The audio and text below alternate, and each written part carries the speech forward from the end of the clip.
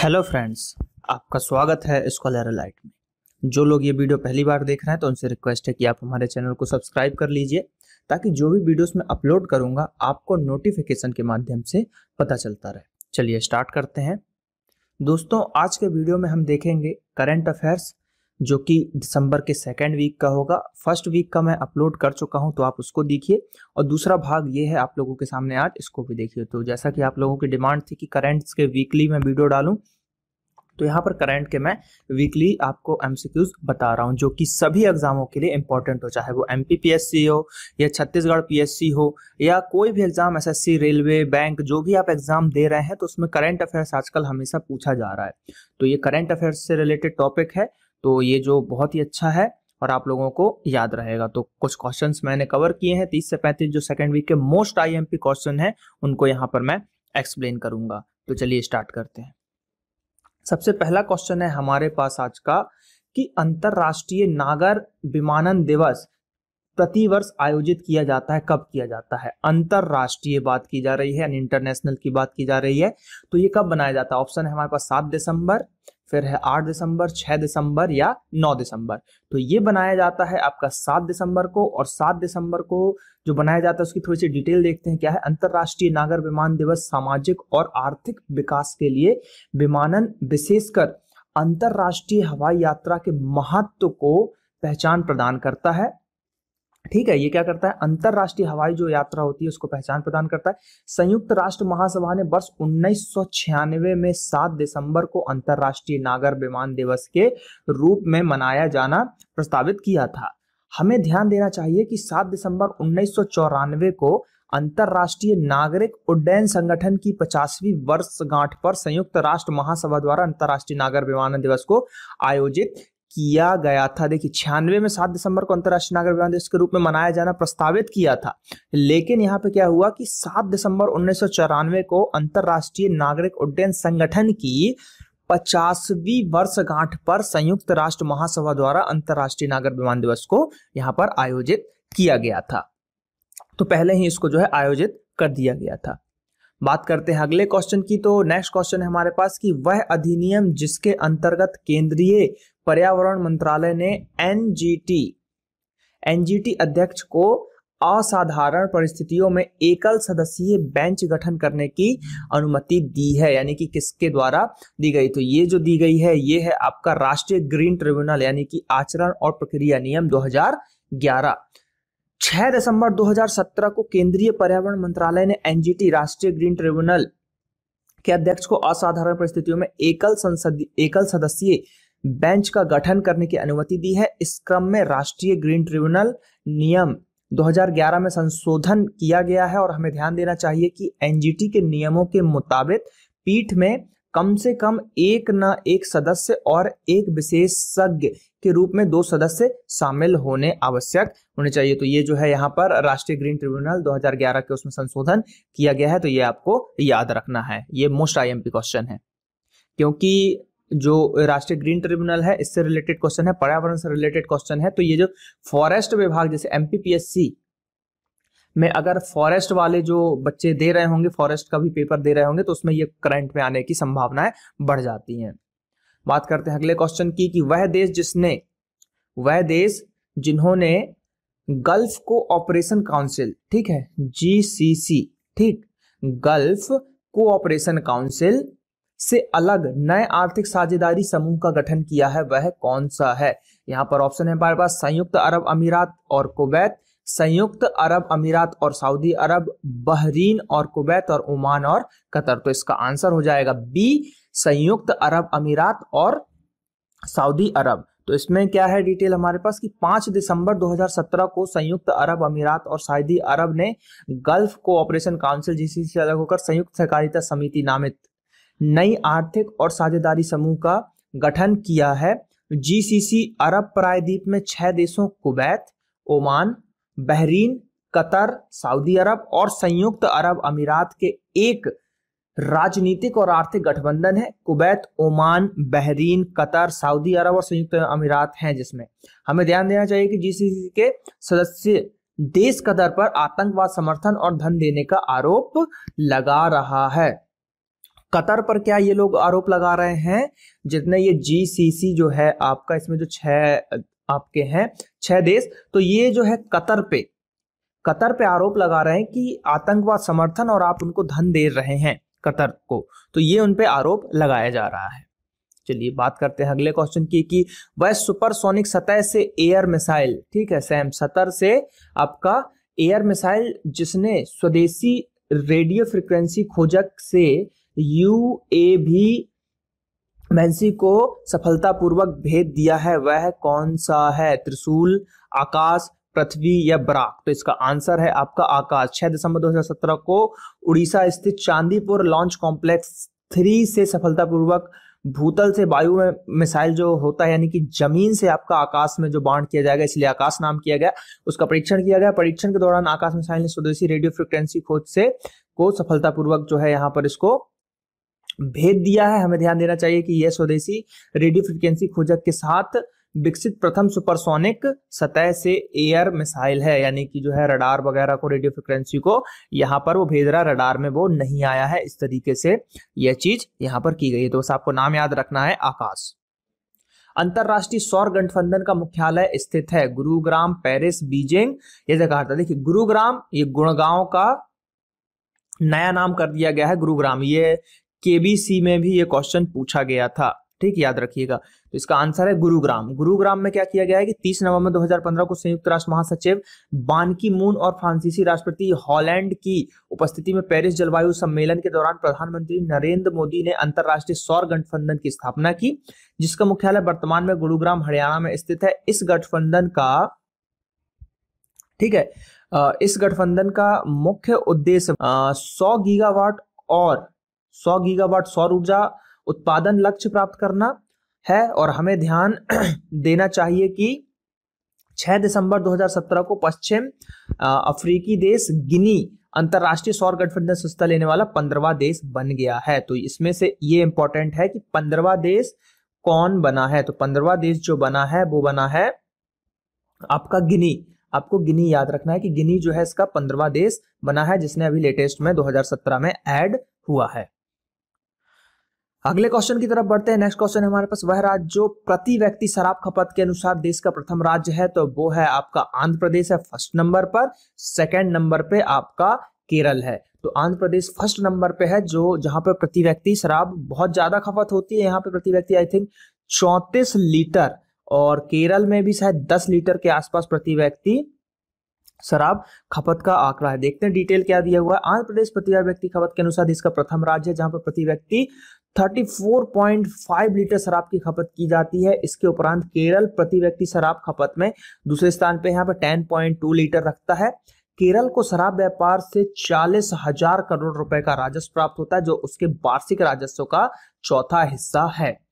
हमें ध्यान देना चाहिए कि केरल सरकार ने शराब पीने की न्यूनतम आयु 23 से घटाकर 21 कर दी गई थी। क्वेश्चन ये भी बोल सकता है कि केरल में कितना 21 वर्ष के लोग शराब पी सकते हैं, उससे ऊपर वाले, और 23 वर्ष से पहले थी उसको घटा के 21 वर्ष कर दिया गया है। ठीक है, बात करते हैं अगले क्वेश्चन की कि वह राज्य जहां, ठीक है, वह राज्य जहां हाल ही में इस्राएल के सहयोग से देश का प्रथम फूलों की खेती के उत्कृष्टता केंद्र खोला गया है। कहां पे खोला गया है? आपका तमिलनाडु, हरियाणा, पंजाब या कश्मीर? तो यह खोला गया है आपका तमिलनाडु में। 7 दिसंबर 2017 को तमिलनाडु के कृष्णागिरी जिले के थली गांव में भारत और इस्राएल द्वारा, कहां पे? थली गांव में, तमिलनाडु के कृष्णागिरी के थली गांव में। तो इसको ऐसे याद रख सकते हैं, तमिलनाडु में कृष्ण जी की पूजा करनी थी तो थाली में फूल लेके गए। तमिलनाडु में कृष्ण जी की पूजा करनी थी तो थाली में फूल लेके गए। तो इससे आपको देश का फूलों की खेती से रिलेटेड आ गया कि थाली यानी कि थली हो गया, और कृष्णागिरी यानी कि कृष्ण जी की पूजा, और तमिलनाडु में। इस तरीके से आप इसको याद रख सकते हैं। केंद्र का उद्घाटन किया गया इसी क्रम में जनवरी 2018 में तमिलनाडु के डिंडीगुल में सब्जी, कैप्सिकम और ककड़ी और टमाटर की विशेषज्ञता वाला एक केंद्र स्थापित किया जाएगा। तो 2018 में भी तमिलनाडु में डिंडीगुल में ककड़ी वगैरह की जो है केंद्र स्थापित किया जाएगा। तो ये भी आपको याद रखना है। अगले क्वेश्चन की तरफ बढ़ते हैं। राजस्थान सरकार द्वारा प्रारंभ गुरु शिष्य कार्यक्रम संबंधित है किससे? कक्षा प्रथम से 5वीं तक, कक्षा 6ठी से 10वीं तक, कक्षा 11वीं से 12वीं तक, या कॉलेज शिक्षा? तो इसका आंसर है कॉलेज शिक्षा। देखते हैं 8 दिसंबर 2017 को राजस्थान सरकार ने उच्च शिक्षा मंत्रालय द्वारा गुरु शिष्य नामक छात्र शिक्षक संवाद कार्यक्रम प्रारंभ किया। यह कार्यक्रम सभी जिलों के नोडल कॉलेज में छात्रों की शैक्षणिक समस्याओं को हल करने के लिए प्रारंभ किया गया है। इस कार्यक्रम के लिए छात्र छात्राओं का चयन मेरिट और छात्र संघ के सदस्यों द्वारा चुने जाएंगे। तो ये किससे रिलेटेड है? कॉलेज शिक्षा से रिलेटेड है, नोडल कॉलेजों से। 8 दिसंबर 2017 को यूनेस्को द्वारा किसी मेले को अमूर्त सांस्कृतिक विरासत में मान्यता प्राप्त की गई है। तो वह कौन सा मेला है? आपका कुंभ का मेला, गंगा सागर का मेला, अंबुबाची मेला या बनेश्वर मेला? तो ये कुंभ का मेला है जिसको शामिल किया गया है यूनेस्को के द्वारा। तो दक्षिण कोरिया, बात करते हैं यहाँ पे, दक्षिण कोरिया के जेजू में आयोजित यूनेस्को की अंतर सरकारी समिति के 12वें सत्र में कुंभ मेले को अमूर्त जो है सांस्कृतिक विरासत में आपका चुन लिया गया है। यूनेस्को के मानवता के अमूर्त सांस्कृतिक विरासत की अपनी प्रतिनिधि सूची में कुंभ मेले विश्वास, ठीक है, विश्वास का सामूहिक हिंदू तीर्थ का चयन किया गया है। इस चयन के पूर्व योग और नौरोज को अमूर्त सांस्कृतिक विरासत में भी शामिल किया जा चुका है। तो अभी लेटेस्ट में किसको यूनेस्को में शामिल किया गया है कल्चरल हेरिटेज में? तो कुंभ के मेले को किया गया है, जो कि 12 साल में मेनली लगता है और अर्धकुंभ 6 साल में लगता है। इलाहाबाद में भी लगता है और एमपी के उज्जैन में भी यहाँ पर कुंभ आपको देखने को मिलेगा। बात करते हैं अगले क्वेश्चन की कि वह देश जहां हाल ही में विश्व की सबसे बड़ी लिथियम आयन बैटरी को ग्रिड से जोड़ा गया है वह कौन सा देश है? ऑस्ट्रेलिया, भारत, कनाडा और चीन? तो इसका आंसर है ऑप्शन नंबर ए, ऑस्ट्रेलिया। 6 दिसंबर 2017 को टेस्ला द्वारा विश्व की सबसे बड़ी लिथियम आयन बैटरी को ऑस्ट्रेलियाई राज्य ग्रिड में प्लग कर दिया गया है और यह बैटरी पावर पैक जेमस्टाउन के आउटबैक टाउन के पास स्थित किया गया है। इस आयन बैटरी में 30,000 घरों को 1 घंटे तक बिजली आपूर्ति की क्षमता है। यह बैटरी गंभीर ब्लैकआउट के दौरान अपनी सेवाएं देने में सक्षम होगा, यानी कि बहुत ही बड़ा है। 30,000 घरों को 1 घंटे तक जो है बिजली देगा। बात करते हैं अगले क्वेश्चन की कि केंद्र सरकार द्वारा गठित उच्च स्तरीय समिति अध्यक्ष जिसे विद्युत क्षेत्र में गैर निष्पादित परिसंपत्तियों की समस्या को हल करने के लिए गठित किया गया है, तो उसके अध्यक्ष कौन है? अमिताभ कांत और रणवीर प्रसाद, अनुपम आनंद या कुमार राहुल? तो इसका आंसर हो जाएगा Amitabh Kant, option number A. 9 दिसंबर 2017 को केंद्र सरकार ने बिजली क्षेत्र में गैर निष्पादित जो परिसंपत्तियां हैं NPA, नॉन परफॉर्मिंग असेट्स की समस्याओं को हल करने के लिए एक उच्च स्तरीय पैनल स्थापित किया। इस पैनल की अध्यक्षता नीति आयोग के मुख्य कार्यकारी अधिकारी अमिताभ कांत करेंगे। तो ये नीति आयोग के मुख्य जो है कार्यकारी अधिकारी भी हैं, तो ये आपको याद रखना है। जबकि समिति के अन्य सदस्य बिजली, कोयला और वित्तीय सेवाओं के विभागों के सचिव होंगे।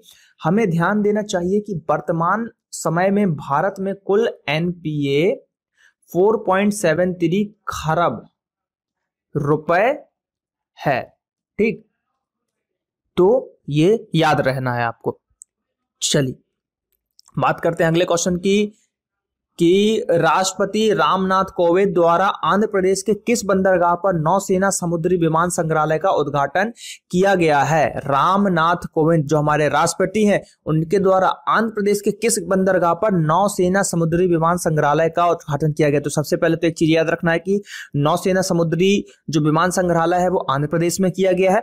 अब आंध्र प्रदेश के किस बंदरगाह पर? आपका आंसर होना चाहिए यहाँ पर, देखिए ऑप्शन है काकीनाडा, गहरा पानी, गंगावरम, विशाखापट्टनम या कृष्णापट्टनम। तो इसका आंसर हो जाएगा आपका विशाखापट्टनम में किया गया है। 7 दिसंबर 2017 को राष्ट्रपति रामनाथ कोविंद ने आंध्र प्रदेश के विशाखापट्टनम बंदरगाह पर नौसेना समुद्री विमान संग्रहालय का उद्घाटन किया गया। यह संग्रहालय विशाखापट्टनम शहरी विकास प्राधिकरण द्वारा संचालित किया जाएगा। हमें ध्यान देना चाहिए कि वर्तमान में नौसेना विमान संग्रहालय है, ठीक है। हमें यह ध्यान और भी देना पड़ेगा कि वर्तमान समय में भारत का तीसरा विमानन संग्रहालय यहाँ पर है, जबकि इसके पूर्व 1998 में गोवा के बोगमाल में और नई दिल्ली के पालम में भारतीय वायुसेना संग्रहालय जो है यहाँ पर स्थापित किया गया था। तो ये आपको याद रखना है, कहां पर? विशाखापट्टनम में। अगले क्वेश्चन की तरफ बढ़ते हैं। नेक्स्ट क्वेश्चन है हमारे पास, वह उच्च स्तरीय समिति अध्यक्ष जिसे राष्ट्रीय अल्पसंख्यक आयोग द्वारा 8 राज्यों में हिंदू को अल्पसंख्यक दर्जा देने की याचिका पर गठित किया गया है। ऑप्शन है हमारे पास George Kurian, Alex Paul Menon, Syed Goyrul Hasan Rizvi या ब्रजेश कुमार संत। तो इसका आंसर हो जाएगा जॉर्ज कुरियन। 9 दिसंबर 2017 को राष्ट्रीय अल्पसंख्यक आयोग द्वारा 8 राज्यों में हिंदुओं को अल्पसंख्यक देने की याचिका पर एक जो है 3 सदस्य आंतरिक समिति का गठन किया गया। इस समिति का गठन राष्ट्रीय अल्पसंख्यक आयोग के उपाध्यक्ष जॉर्ज कुरियन की अध्यक्षता में किया गया है। हमें यह ध्यान देना पड़ेगा कि राष्ट्रीय अल्पसंख्यक आयोग द्वारा गठित समिति भारतीय जनगणना 2011 के आंकड़ों पर अपनी विस्तृत रिपोर्ट प्रस्तुत करेगी। यह प्रमुख 8 राज्य संघ शासित प्रदेश हैं, जैसे जम्मू कश्मीर, मेघालय, मणिपुर, मिजोरम, नागालैंड, अरुणाचल प्रदेश, पंजाब और लक्षद्वीप। तो ये आपको 8 के 8 राज्य के नाम यहाँ पर याद होना चाहिए। जम्मू कश्मीर, मेघालय, मणिपुर, मिजोरम, नागालैंड, अरुणाचल प्रदेश, पंजाब और लक्षद्वीप। चलिए, तो इसमें जो है पूर्वोत्तर राज्य ज्यादा शामिल है। अगले क्वेश्चन की तरफ बढ़ते हैं। नेक्स्ट क्वेश्चन है हमारे पास कि भारत का प्रथम ऊर्जा कुशल A1 श्रेणी रेलवे स्टेशन का दर्जा प्रदान किया गया है। ऑप्शन है हमारे पास काचीगुड़ा जंक्शन, हावड़ा जंक्शन, कल्याण जंक्शन या पटना जंक्शन। तो यहाँ पर आंसर है काचीगुड़ा जंक्शन। 9 दिसंबर 2017 को हैदराबाद के तीसरे सबसे बड़े रेलवे स्टेशन काचीगुड़ा को ऊर्जा कुशल A1 श्रेणी रेलवे स्टेशन का दर्जा प्रदान किया गया है। यह दर्जा काचीगुड़ा स्टेशन को 1 फिर 312 पारंपरिक लाइट को LED लाइट से 12 एयर कंडीशनर को ऊर्जा कुशल इन्वर्टर से संचालित कर और 370 पंखों को ब्रशलेस DC विद्युत मोटर से संचालित करने पर प्रदान किया गया। हमें यह ध्यान देना होगा कि केंद्रीय रेल मंत्रालय ने स्टेशन पुनर्विकास कार्यक्रम के तहत A1 श्रेणी के 23 रेलवे स्टेशनों को विकसित कर रहा है। तो किसके द्वारा, कौन सी योजना? स्टेशन पुनर्विकास कार्यक्रम रेल मंत्रालय के द्वारा चलाया जा रहा है। तो कौन सा स्टेशन है? काचीगुड़ा, जो कि कहाँ का स्टेशन है? हैदराबाद का तीसरा सबसे बड़ा रेलवे स्टेशन। बात करते हैं अगले क्वेश्चन की। तो नेक्स्ट क्वेश्चन है हमारे पास, भारत की प्रथम गतिशील मोबाइल भोजन गुणवत्ता परीक्षण प्रयोगशाला कहाँ पर स्थापित की गई है? गोवा, हिमाचल, उत्तराखंड या उड़ीसा? तो इसका आंसर होगा आपका गोवा। 10 दिसंबर 2017 को गोवा सरकार द्वारा भारत की प्रथम गतिशील मोबाइल भोजन गुणवत्ता परीक्षण प्रयोगशाला का अनावरण किया गया है। यह परीक्षण प्रयोगशाला भोजन की गुणवत्ता को जांचने और स्पॉट टेस्ट का संचालन करने के लिए सुरक्षित है। यह परीक्षण प्रयोगशाला केंद्र सरकार द्वारा वित्त पोषित है, यानी कि इसको जो पैसा वगैरह दिया जाएगा वो वित्त सरकार के द्वारा ही, मतलब वित्त जो इसका पैसा जो होगा वो केंद्र सरकार के द्वारा इसको दिया जाएगा, और जिससे खाद्य और औषधि प्रशासन द्वारा आकस्मिक यानी कि सरप्राइज परीक्षण के लिए भी काम किया जाएगा। यानी कि कहीं पे जो खाद्य और औषधि का अगर प्रशासनिक है उसको जांच करना है तो अचानक से पहुंच के सरप्राइज टेस्ट भी किया जा सकता है। तो कहाँ पे किया गया है? इसको गोवा में चालू किया गया है। विश्व मानवाधिकार दिवस प्रतिवर्ष अंतरराष्ट्रीय स्तर पर आयोजित किया जाता है। तो ये बहुत इजी क्वेश्चन हो गया। ये कब किया जाता है? 10 दिसंबर को किया जाता है। प्रतिवर्ष 10 दिसंबर को विश्व मानवाधिकार दिवस आयोजित किया जाता है। यह दिवस संयुक्त राष्ट्र महासभा के द्वारा 4 दिसंबर 1950 को अपने संकल्प 4235 के द्वारा अपनाया गया था। हमें ध्यान देना है कि राष्ट्र महासभा ने 10 दिसंबर 1948 को मानवाधिकार के सार्वजनिक घोषणा संबंधी अधिकारों को मान्यता प्रदान की थी। इसके अतिरिक्त प्रतिवर्ष 10 दिवस को संयुक्त राष्ट्र मानवाधिकार पुरस्कार और नोबेल शांति पुरस्कार का भी वितरण किया जाता है। तो ये आपको यहाँ पर याद रखना होगा। भारतीय रिजर्व बैंक द्वारा RBI कार्यकारी निर्देशक के रूप में किसे नियुक्त किया गया? RBI के कार्यकारी निर्देशक ऑप्शन है हमारे पास मीना हेमचंद, उमाशंकर, दीपाली पंत या अरविंद भट्टाचार्य। तो इसका आंसर है उमाशंकर। 11 दिसंबर 2017 को भारतीय रिजर्व बैंक ने उमाशंकर को RBI के कार्यकारी निदेशक के रूप में नियुक्त किया है। श्री उमाशंकर मीना हेमचंद 30 नवंबर को मीना हेमचंद 30 नवंबर को रिटायर हो गए हैं तथा उनका स्थान ग्रहण किया है श्री उमाशंकर। इस नियुक्ति के पूर्व RBI के वित्तीय समावेश विभाग के प्रमुख प्रबंधक पद पर सेवारत थे। और क्या बोला जा रहा है कि रिजर्व बैंक के पास कुल 11 कार्यकारी निदेशक है और उनमें से प्रत्येक के पास 34 विभागों की देखरेख का अधिकार है। तो मीना हेमचंद जी जो पहले थे वो उनको रिटायर्ड हो गए हैं, तो उनकी जगह पर उमाशंकर जी को दिया गया है पदभार। अगले क्वेश्चन की तरफ बढ़ते हैं। नेक्स्ट क्वेश्चन है हमारे पास कि वह भारतीय राज्य से वर्ष 2017 की ease of doing ease of doing business सूची में प्रथम स्थान मिला है? हरियाणा, आंध्र प्रदेश, तेलंगाना या गुजरात? तो इसका आंसर होगा आपका हरियाणा। 11 दिसंबर 2017 को केंद्र वाणिज्य उद्योग मंत्रालय द्वारा ईज ऑफ डूइंग बिजनेस सूची 2017 को जारी की गई। तो किसके द्वारा की गई है? केंद्रीय वाणिज्य और उद्योग मंत्रालय।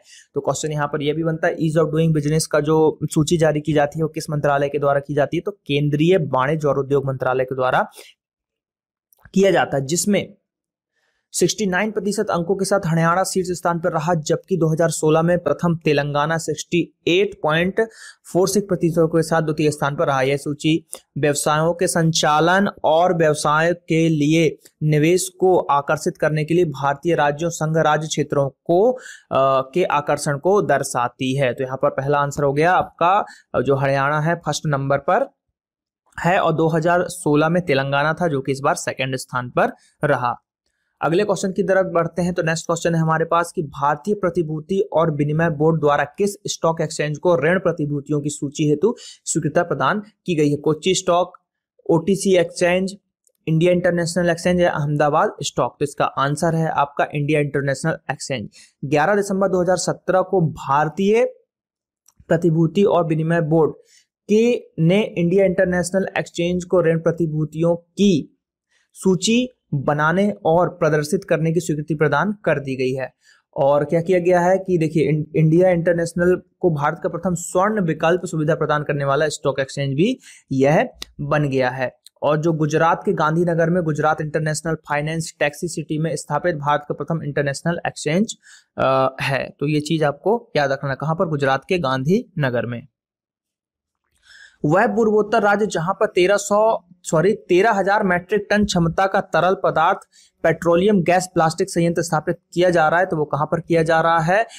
मेघालय, असम, मिजोरम या मणिपुर? तो यहाँ पर किया जा रहा है मेघालय में। 11 दिसंबर 2017 को केंद्र सरकार ने मेघालय में 13,000 मीट्रिक टन है उसकी क्षमता का तरल पदार्थ petroleum gas, liquefied petroleum gas जो है बॉटलिंग संयंत्र स्थापित करने के लिए 75 करोड़, ठीक है, 75 करोड़ पाउंड की अनुदान राशि उपलब्ध कराएगा। वर्तमान में मेघालय में केवल 27% परिवार एलपीजी कनेक्टिविटी से जुड़े हुए हैं। इसके अलावा मेघालय में 49 एलपीजी वितरक हैं। तो आपको ये याद रखना है कि तरल पदार्थ पेट्रोलियम गैस बॉटलिंग संयंत्र कहां पर किया जा रहा है? तो वो किया जा रहा है मेघालय में। देखिए इससे 3 प्रकार के क्वेश्चन बनाए जा सकते हैं कि मेघालय में जो संयंत्र स्थापित किया जा रहा है कितने मैट्रिक टन का है? तो 13,000 मैट्रिक टन।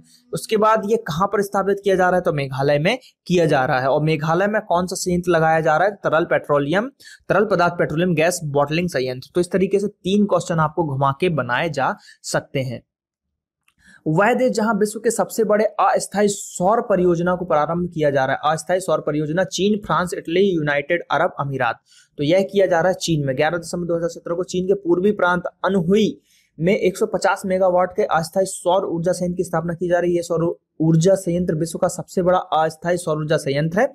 इसमें $151 मिलियन की लागत से 3 गॉर्ज कॉर्पोरेशन द्वारा स्थापित किया गया है। और हाल ही में केरल के वायनाड में भारत के सबसे बड़े अस्थायी सौर ऊर्जा संयंत्र 500 किलोवाट को भी चालू किया गया है। तो भारत का सबसे बड़ा हो गया कहां पे? आपका केरल में वायनाड में सबसे बड़ा अस्थायी सौर ऊर्जा संयंत्र। और विश्व की बात करेंगे तो विश्व के चीन में कहां पे? अनहुई में। तो देखिए सबसे बड़ा इसने बना दिया तो अनहोनी हो गया, तो अनहुई हो गया, ठीक, क्योंकि अस्थायी। इस तरीके से आप इसको याद कर सकते हो। बात करते हैं अगले क्वेश्चन की। तो नेक्स्ट क्वेश्चन है हमारे पास, वह शख्सियत जिसे हाल ही में प्रतिष्ठित यरीरिंग, ठीक, पुरस्कार से सम्मानित किया गया है।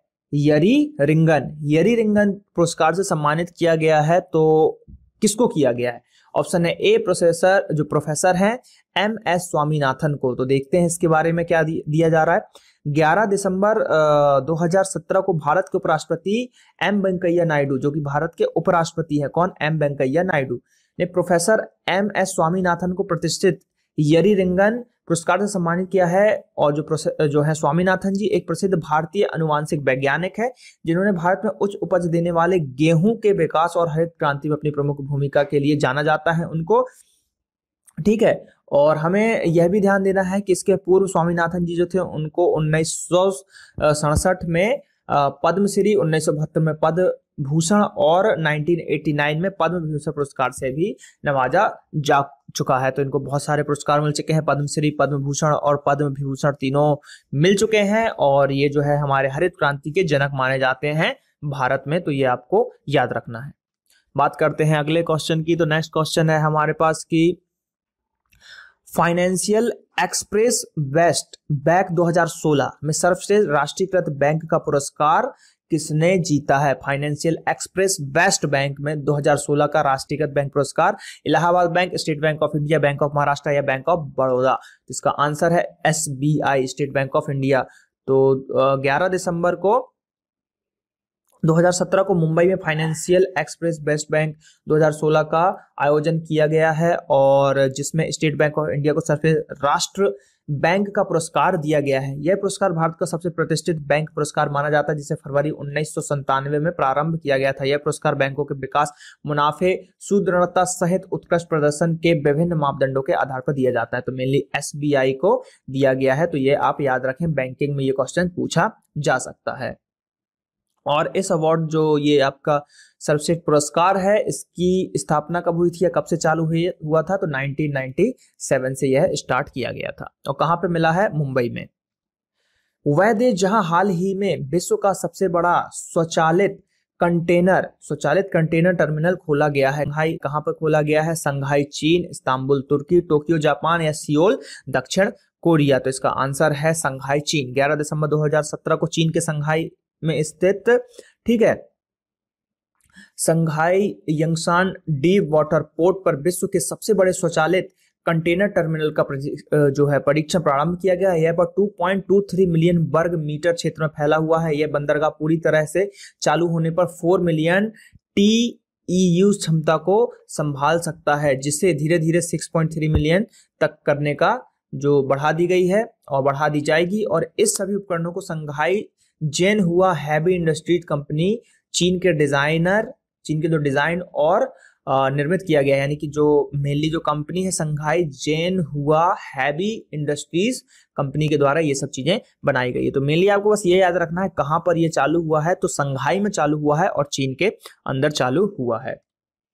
वह राज्य जहां हाल ही में आदिवासी महोत्सव नामक जनजातीय महोत्सव का आयोजन किया गया है। आदिवासी महोत्सव छत्तीसगढ़, झारखंड, मध्य प्रदेश या बिहार? तो इसका आंसर है छत्तीसगढ़। तो 10 से 11 दिसंबर को छत्तीसगढ़ के रायपुर स्थित आदिवासी विकास विभाग द्वारा 2 दिवसीय जातीय महोत्सव आदिवासी महोत्सव का आयोजन किया गया है। यह दिवस स्वतंत्रता सेनानी और छत्तीसगढ़ के महान क्रांतिकारी वीर नारायण सिंह के शहीद दिवस को मनाने के लिए आयोजित किया गया है। इस त्योहार के दौरान पंडित दीनदयाल उपाध्याय सभागार में एक जनजातीय साहित्य उत्सव भी मनाया जाता है या आयोजित किया जाता है। तो ये CGPSC के लिए बहुत ही इंपॉर्टेंट है, तो ये आपको याद रखना है। तो आदिवासी महोत्सव का आयोजन किया गया है कहां पर? छत्तीसगढ़ में के रायपुर में स्थित आदिवासी विकास विभाग में किया गया है। और किनके क्रांतिकारी के शहीद दिवस मनाने पर? नारायण सिंह। अगला क्वेश्चन, केंद्रीय स्वास्थ्य मंत्रालय द्वारा सामान्य और जटिल प्रसव से संबंधित स्वास्थ्य कार्यकर्ताओं हेतु प्रारंभ नई मोबाइल एप्लीकेशन है। केंद्रीय स्वास्थ्य मंत्रालय द्वारा सामान्य और जटिल प्रसव से संबंधित स्वास्थ्य कार्यकर्ताओं हेतु नई मोबाइल जो ऐप चालू की कौन सी है? 4 है हमारे पास, ठीक है। तो इसमें जो आंसर है आपका A वाला, ठीक है। ए आंसर में क्या किया गया है कि जो लक्ष्य है आपका, यानी कि मतलब लक्ष्य उसका नाम ही है, ठीक है, लक्ष्य। तो मेनली क्या है कि जटिल प्रभाव से संबंधित हमको लक्ष्य एक होना चाहिए कि ये जो भी ये चीज होती है, घटनाएं होती हैं, इनको हमको खत्म करना है। तो एक लक्ष्य तैयार किया, तो लक्ष्य तैयार किया तो उससे हमने याद रखा लक्ष्य से।